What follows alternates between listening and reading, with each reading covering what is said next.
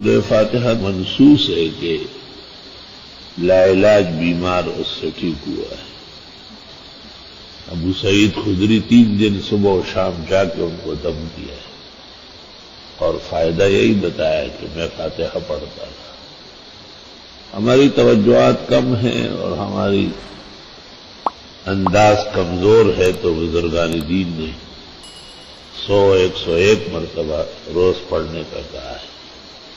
غزالی نے احیاء میں اور حافظ عراقی نے تخریج میں لکھا ہے کہ مجرب و مشاہدہ ہمارا ہر طرح کی پیچیدگی اور پریشانی اللہ اس سے دور فرماتے ہیں۔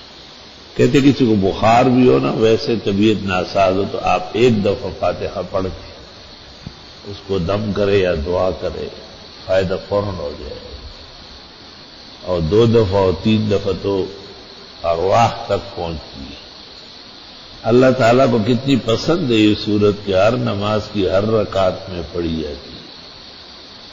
اپنی کتاب کا آغاز جو ہے نزول الفرش تحت العرش بما یوافق العرش، وہ اسی طرح ہی فرمایا ہے، حالانکہ نزول میں 5 نمبر پر ہے لیکن ترتیب میں اس طرح رکھ دیا۔